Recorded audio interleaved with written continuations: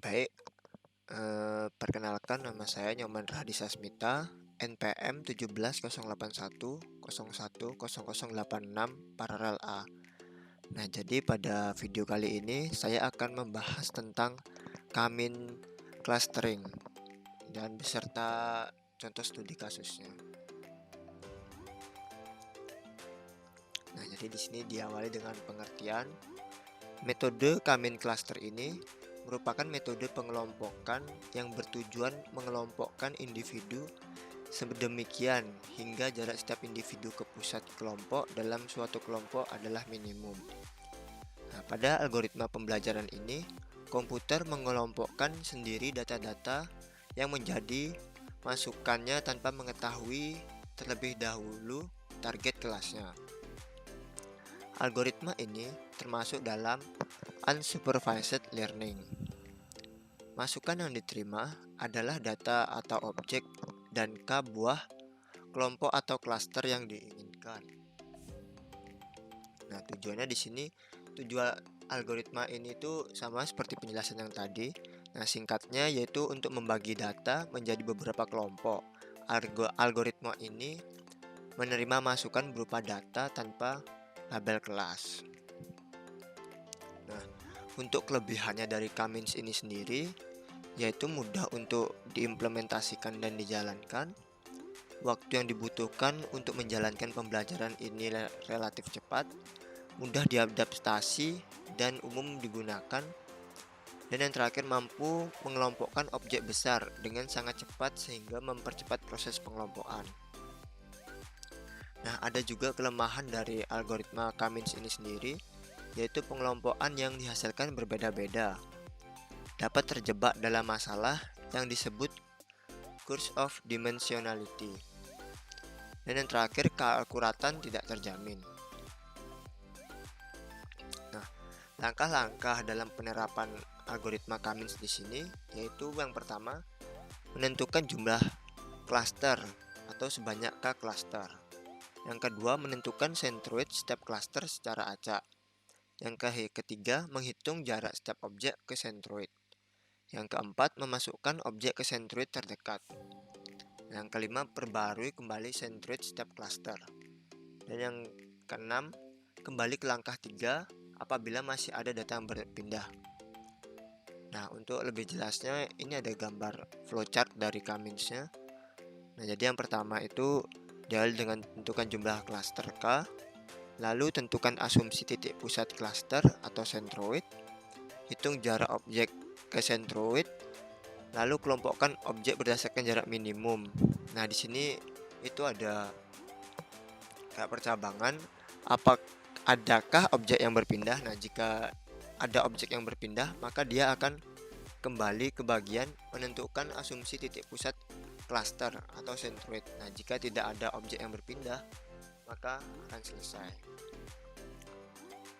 Nah, selanjutnya ini ada contoh studi kasus. Nah, di sini saya mengambil pada suatu jurusan di universitas ada gelombang pertama yang memiliki lulusan sebanyak 10 mahasiswa. Nah, dan kita ingin membagi ke 10 mahasiswa tersebut menjadi 4 kelompok. Sehingga anggota kelompok memiliki karakteristik yang jauh berbeda dengan kelompok yang lain. Nah, di sebelah kiri itu ada tabelnya dari ke 10 mahasiswanya, jadi itu ada IPK sama lama studinya. Nah, untuk penyelesaiannya di sini yaitu yang pertama, pada iterasi pertama kita akan menentukan seberapa banyak kelompok atau klaster yang akan dibentuk. Nah, dan seperti yang dijelaskan sebelumnya, kita menetapkan data tersebut akan dibagi menjadi 4 kelompok atau 4 klaster. Nah, lalu kita akan menentukan centroid awal pada masing-masing kelompok. Nah, jika dilihat tabelnya di sana ada centroid cluster keberapa. Nah, itu kan ada 4, jadi kan kita maunya 4 kelompok atau 4 klaster. Itu juga ada IPK dan lama studinya. Selanjutnya, jarak data setiap mahasiswa dengan centroid di setiap klaster akan kita hitung dengan rumus Euclidean sebagai berikut, yaitu di mana X itu data mahasiswa, Y itu data cluster, dan M itu jumlah atribut. Nah, atribut di kasus ini itu berjumlah dua, yaitu IPK dan lama studi. Nah, berikut ini merupakan contoh proses perhitungan jarak sentroid masing-masing klaster dengan data mahasiswa pertama menggunakan rumus Euclideannya. Nah, jadi yang pertama C1 itu dapatnya 0,15 sekian, C2 itu 0,21 sekian, C3 itu 0,11 sekian, dan C4 itu 0,18 sekian. Nah, terus dari hasil perhitungan datanya yang tadi itu, maka didapatkan tabel seperti berikut. Nah, di sana itu ada mahasiswa keberapa, terus IPK-nya, lama studinya, dan jumlah sentroid atau klaster yang tadi ditentukan. Kan ada jumlahnya 4. Nah, itu ada C1, C2, C3, dan C4. Hasilnya itu sesuai perhitungan dengan rumus Euclidean yang tadi sudah dihitung.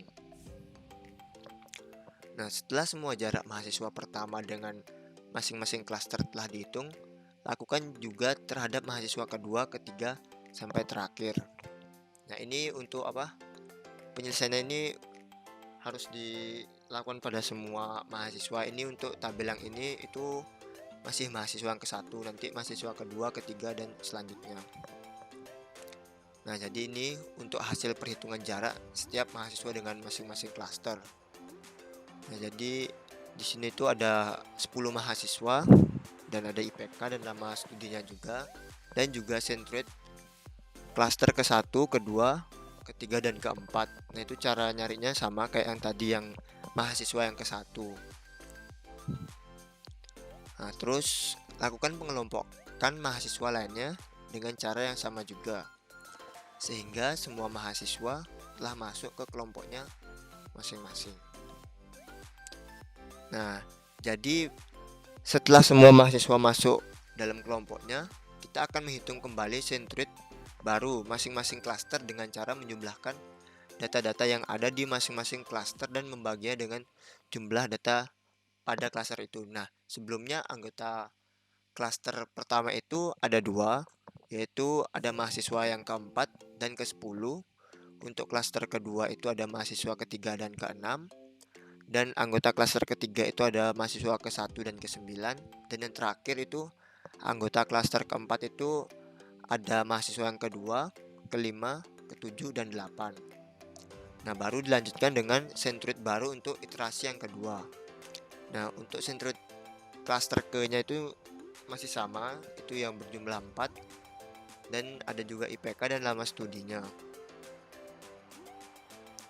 Nah, jadi kesimpulan pada studi kasus ini, iterasi bisa selesai itu jika iterasi KN tidak ada pertukaran anggota sama sekali antar klaster atau anggota masing-masing klaster sama dengan iterasi sebelumnya. Nah, pada iterasi kedua, lakukan perhitungan jarak setiap mahasiswa dengan masing-masing klaster dengan sentroid masing-masing klaster yang baru tersebut.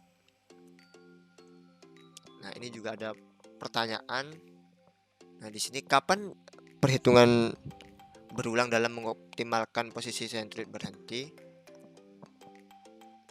Nah, mungkin sekian dari penjelasan yang saya berikan. Mungkin kalau ada salah kata mohon dimaafkan. Terima kasih.